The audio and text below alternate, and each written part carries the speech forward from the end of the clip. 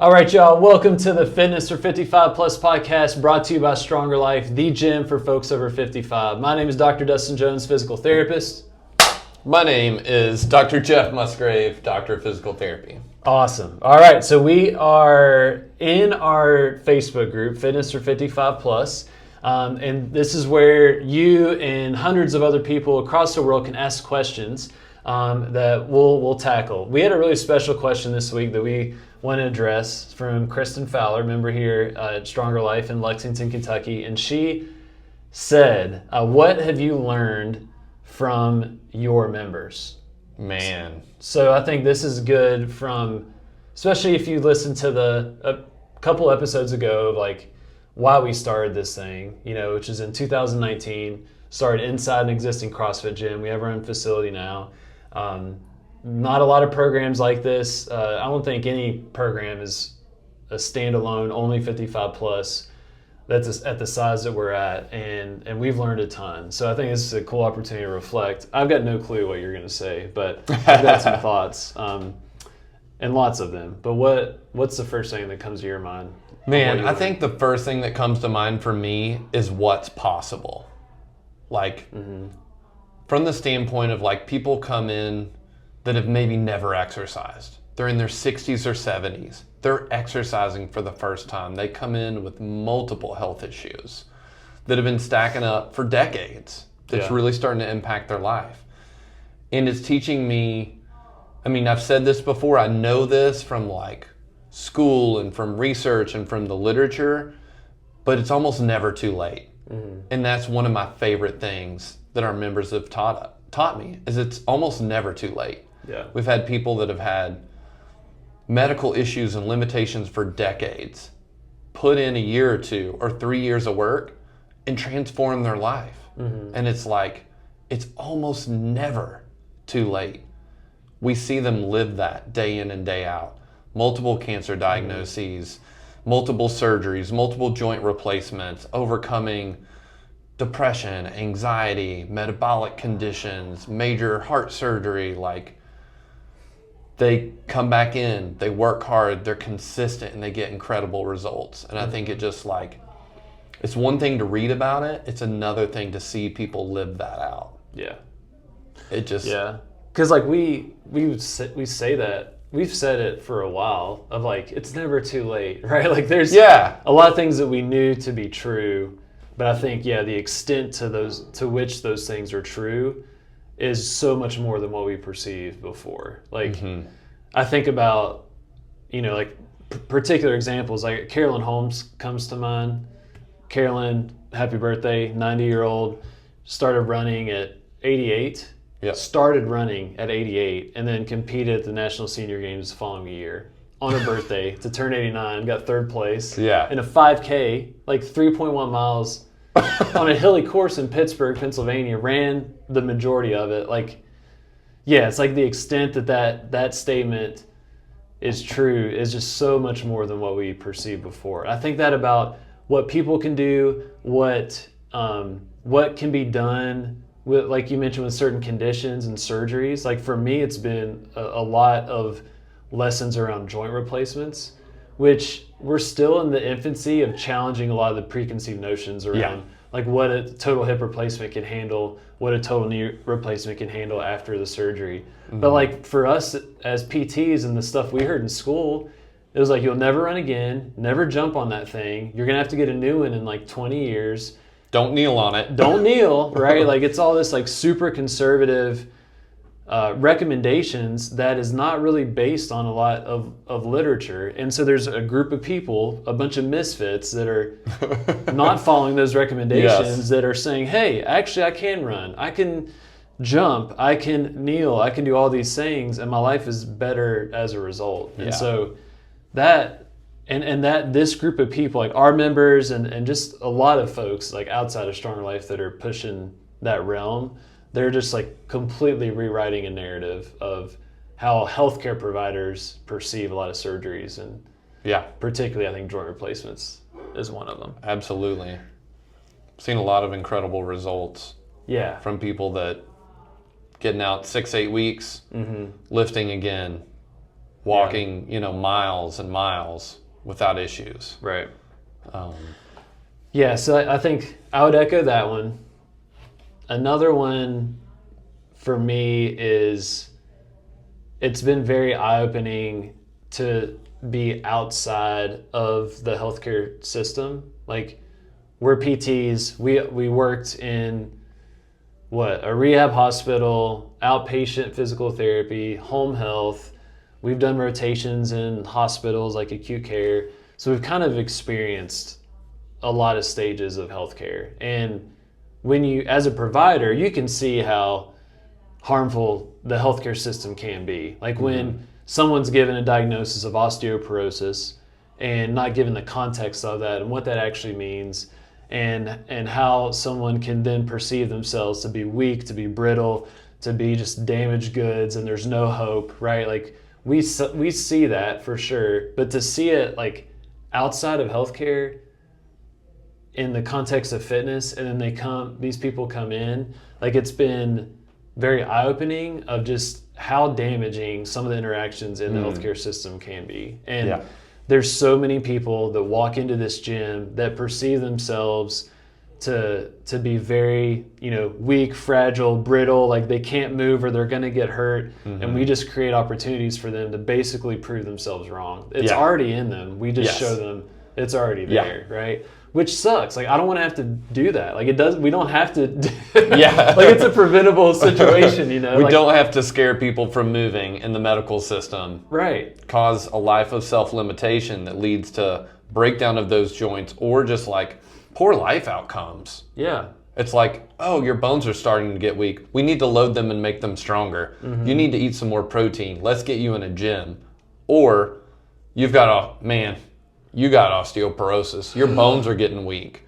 And then you're thinking about maybe friends or other people you've heard of that have osteoporosis, and maybe they've got a gnarly like spine deformity, or they had a fall and a fracture, broke a bone. Like, it's like it just doesn't have to be that way. Yeah. There's so much hope. There's tons of literature that says this can be treated and made better now. Yeah. But we're still, like you said, like seeing people come in just terrified. Which like don't hear me wrong. I love that encounter where we get to show them what they're truly capable of doing. Like that's why we're doing this. Yes. But I wish we didn't have to do it. Like, and it's preventable, and that's been a big lesson, I think, for me, in terms of the extent of some of the issues that our healthcare system faces. What other lessons for you? I mean, I wouldn't say as much of a lesson as just like the experience of living with like role models for aging. Like the amount of positive interactions I have with like very intelligent, very strong, fun-loving people over 55. Like, these are the people I want to be like. Yeah. I want to be traveling. I want to be trying new things. I want to be getting in the ocean in a kayak, in my 70s or 80s. I want to be on horseback in my 70s or 80s. Like, I want to be traveling to different countries. Like, I know people do that, but like, it's just so special to like get to experience that over time and have relationships with people who are rewriting the narrative for like what it's like to be over 55. Like, I mean, I know people do, but like, I don't know, it's just the impact of our membership, like doing that and being courageous that just like inspires me.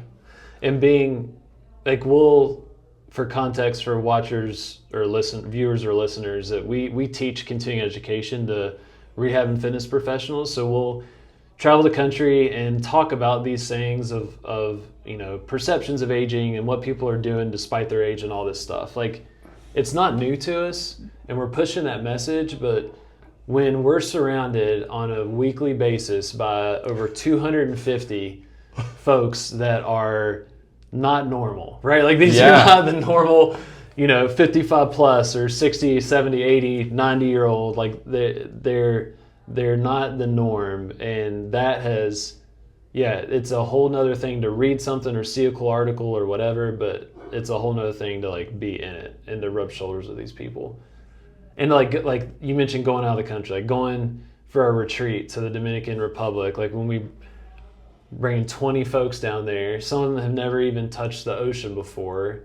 Like, wow, like that is amazing that you're at this, stage of life and still pushing the limits, or starting to push the limits, and making these changes and doing things you didn't think were possible. Like that's impactful for everyone that's in that person's life, us included. Yeah.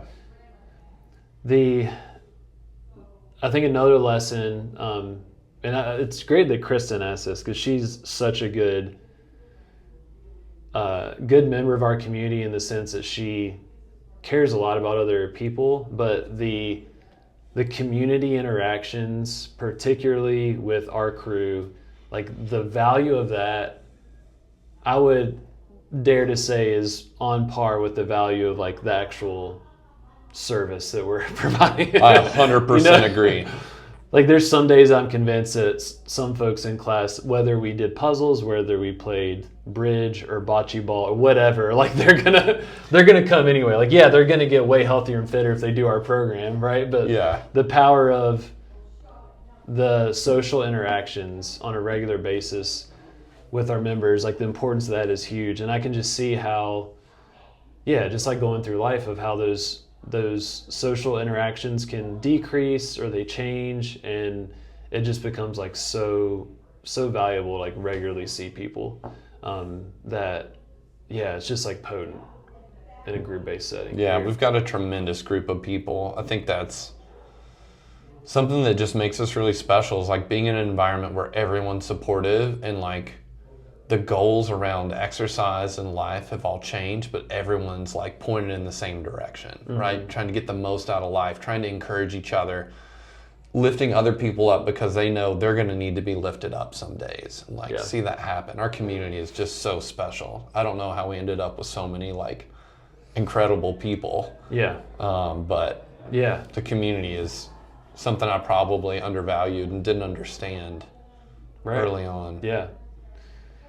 How has it changed your training or the decisions you make for future Jeff?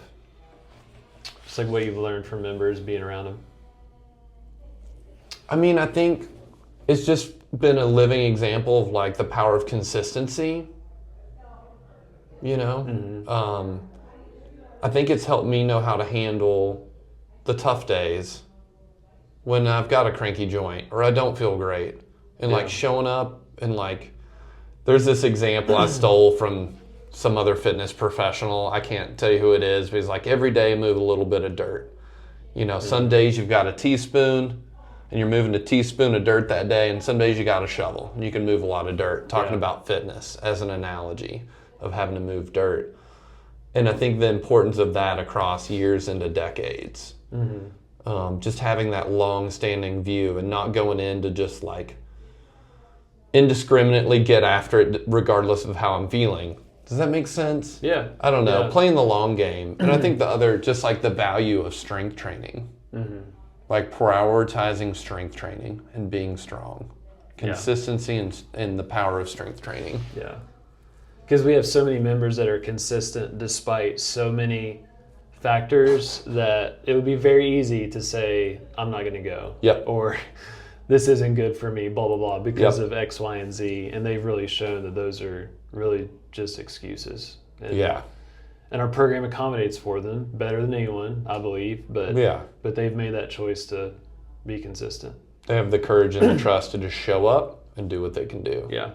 And I think I was very much an all or nothing kind of guy. I mean, you've worked out with me before. Like the Musgrave, dry even at the end of the workout, full send regardless how I felt, or probably not being as cautious with my own personal movement as I am with members in the gym.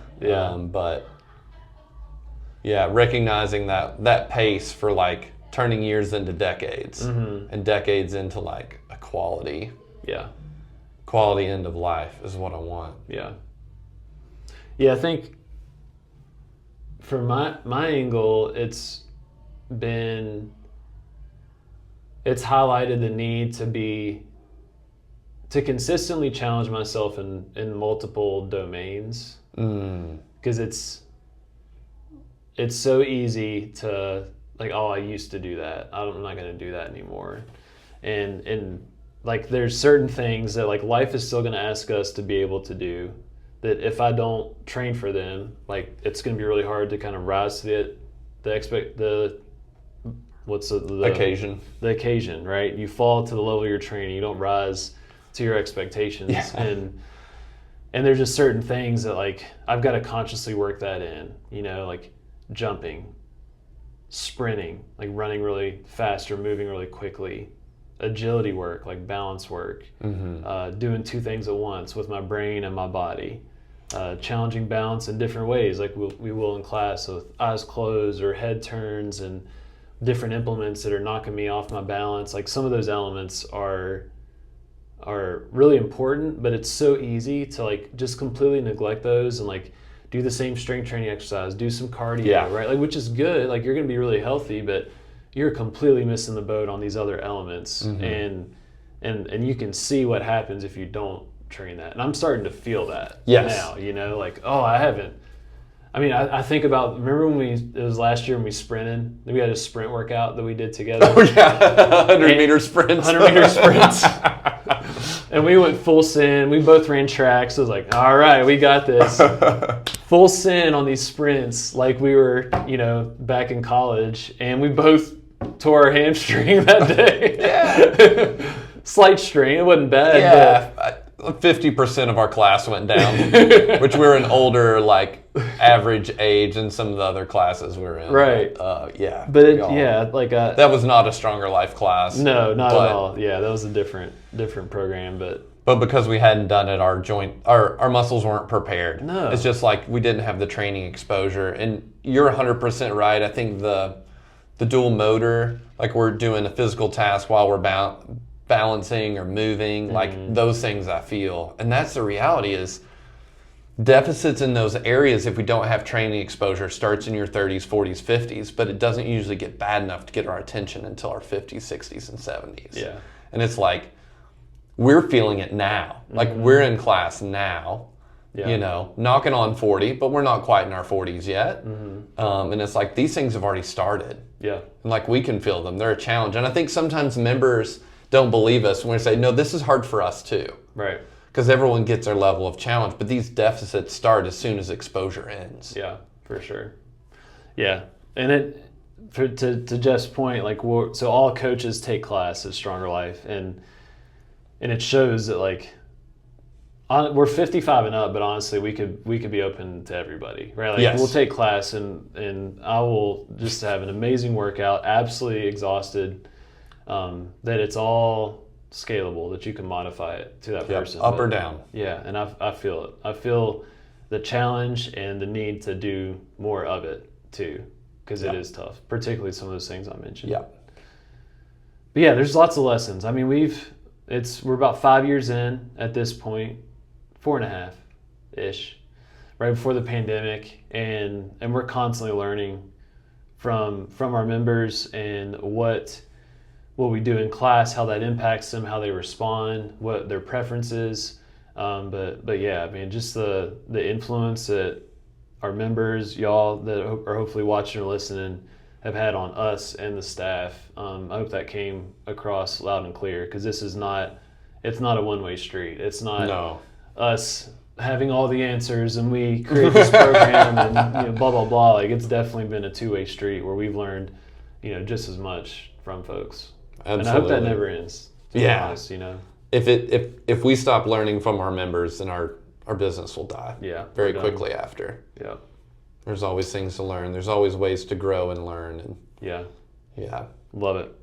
All right. So Kristen, thank you for that question. Kristen dropped a few other questions. If you have a question for us, two physical therapists, gym owners, folks that are building a 55 plus fitness community here in Lexington, join our Facebook group, Fitness for 55 plus. Just search it. Or you can go to StrongerLifeHQ.com, and there's a podcast, a link that you will see. Get in the Facebook group. That's where we share helpful resources, field for questions, and you can see or hear the podcast early in that Facebook group as well. So be sure to check that out. Thank you for watching or listening, and we'll talk to you soon.